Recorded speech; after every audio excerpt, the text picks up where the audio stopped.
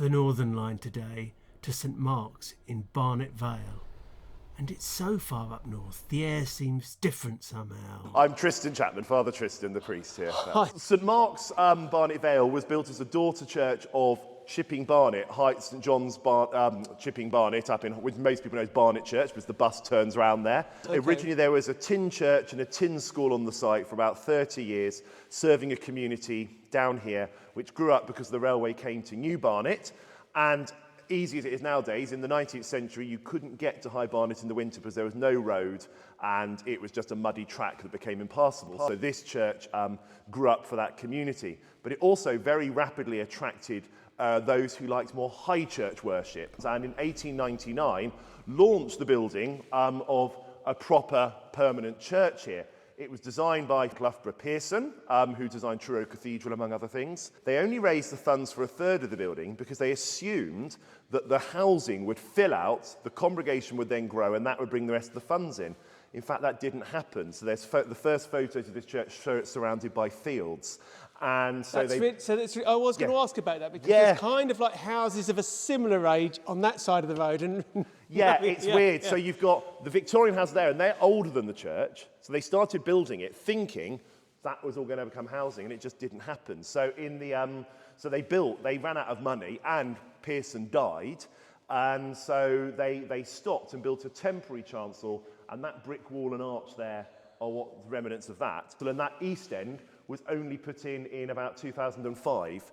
There was a small brick chancel there before, and so it was rebuilt along with new halls then. So the building's a hodgepodge, an uncompleted thing. It would have gone all the way to the road. It would have had a massive tower. It would have had transepts, and probably would have closed years ago, but it'd be far too expensive to maintain. And the church currently stops at just about where the picture frame is.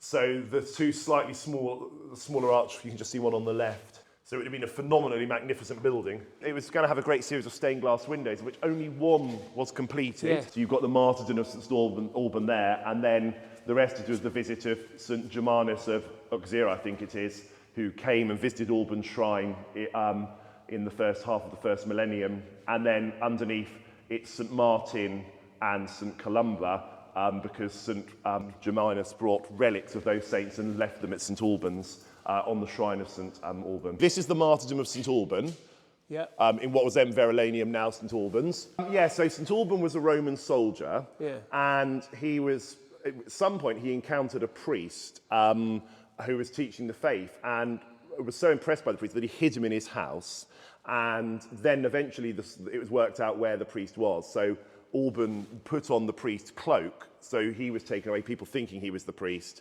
It was then realised he wasn't, and he refused to repent and worship the emperor in the governor's house. So he was sentenced to death and taken out to the site, which was then outside Verulamium, where the current cathedral stands, and beheaded there with a chop of the sword. And that's what's depicted there. Is there a story about springs or something? There is. So there's a couple of legends. So the legends say that the crowds were so great they couldn't get St Alban across the River Vere, so the river miraculously dried to allow him across. So impressed was the executioner that he refused to execute Alban, so he was also beheaded at the time. And when Alban's head was cut off, it rolled down, and where it landed, the well sprung up, which gives Holy Well Hill its name in St Albans to this day. Alban, along with two saints probably martyred in Ceredigion in South Wales, are the only known named saints from the Roman period, because we know there was a church, we know there were bishops at some of the councils, but they're by and large not named. Then this is the visit of St Germanus to Verulam. There was a council. He came over from France on behalf of the church because there was a council to do with a big British heresy by someone called Pelagius. And then he visited the shrine of St Albans. Pelagius is a British heresy? Yes, Pelagius was we've got everything in Britain, yeah, even the best heresies. St Columbus was one of the saints from associated with Iona up in Scotland, an Irish-Scottish community there. This is St Martin. Who's St Martin? St Martin is the Bishop of Tours. He was the Roman soldier who when he met a beggar, cut his cloak in half and split his cloak to give the poor man some clothing. His only association is that St Germanus had relics of St Martin, which he brought with him from France, and it's recorded in St Germanus' Life of St Alban, I think it's called, or the book he wrote about his visit here, that he when he visited, there was already a church standing in St Albans. Oh, and in the middle there was just the grass still stained with blood, and St Alban's body was nearby. And he took some of the soil and he interred in there the relics of several saints, including St Martin. In the church of St Martin, that's St Martin on the horse, and with the sword he's cutting. So he's cutting his cloak in half to give to the beggar. Okay. Here. At first glance, it looks like he's kind of attacking the beggar. Oh, what did he say? It does. It's not, if you look, the end of the blade is under his own arm. Yes. I mean, it does look like he's drawing it actually, but he splits his cloak, gives it to the beggar. And then later he entered orders, he became bishop and was a very well-known preacher, pastor of the poor, and therefore remembered and became canonised later on. So. But it's a great window, and I always like it in stained glass windows when they put a nice label underneath it. I know, it's useful when it tells you who it is. So, sometimes you spend a long time trying to identify them. But I'm just wondering whether the 1, 2, 3, 4, 5, 6, 7, 8 figures at the top, are they? Yeah, and you're obviously angels that have got, so you've got, those ones obviously got, these are presumably based on St Paul's armour of God, the helmet of salvation, the sword of faith, is it the shield, the breastplate, I've forgotten them. And then the other looks like, well, you've got two musicians, you've got someone holding a crown, which might be the victor's crown or a martyr's crown, and then above them you've got the seraphim, and right at the top, the Holy Spirit. The seraphim have got the, what is it, the cherubim? I get confused which number of wings they've got. I'm sure you know the winged lion, which is the symbol of St Mark there. Oh, and, yeah. And that's just made by one of the congregation a few years ago. And being St Mark's Church, you'll see it in a few places, and the banner there as well. So there's the, I think there's the eagle, there's the lion. I can't remember what the other two are. The eagle for St John, the winged bull for St Luke, the angel for St Matthew, and the winged lion for St Mark. But is there something scriptural that makes that? In the book of Revelation, it describes the four beasts at the throne of God. And so the church came to see them as symbols of the four Gospels and the four evangelists. So ever since, and obviously if you ever go to Venice, St Mark's buried there. So the winged lion is, of course, all over Venice for that reason, on top of the pillars in the square outside the Doge's palace, on all the buildings. So, so it's come to have a bigger... And that's interesting as well, because the Venetians stole St Mark from Egypt. There are lions everywhere you look in St Mark's. Everywhere. Oh, no, that was after. If you want to look back down the nave for a moment, you've got the pulpit and some of the pews here, and the clergy stalls here. These are older than the church, and these are designed by the architect William Butterfield, who rebuilt Barnet Church, and this is some of the woodwork from that church, which was rebuilt in the 1860s, and then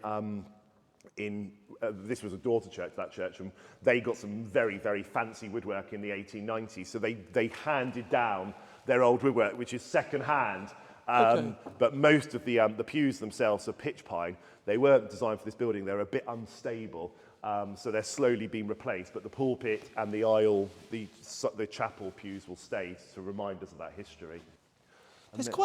There's a lot here, actually. As I'm going around, you suddenly see, and it's not big, showy stuff, but it's sort of, little bits and charming, pieces. yeah. So I've just realised what these little wooden things are Stations of the Cross. They're Stations of the Cross, yes. So who have we got up here? So you've got on the left St Mark with his winged lion. Yeah. In the middle you've got St John the Baptist, who, because we're carved out of the St John the Baptist Church, caring for the sheep. And on the right you've got St Alban with his martyr's sword and his little cathedral. Although why he's wearing a mitre, because I didn't think he was a bishop, maybe it's unknown. So hang on. So St Mark. Yeah. St John the Baptist. John the Baptist, not Jesus. Okay. Yeah, well, that's what the paperwork says. Yeah, and it was because Barnet Church is dedicated to St John's, and so this parish was carved out of St John's, so it's a reminder of that. I mean, it could also look like it could be the Good Shepherd. which is what I thought it was when I came here, but the paperwork says it's supposed to be St John the Baptist. And the porch, I think, is the porch is a bit later. It was added 1909 and consecrated by the Bishop of Barking. Oh, okay. So Which were they still expecting growth then, do you suppose? Or were they just going, we've got an unfinished church, we can finish it a bit more? Yeah, it's an interesting one, given that they added that but didn't rebuild the East End. Whether they just had enough money to build this and make it look good.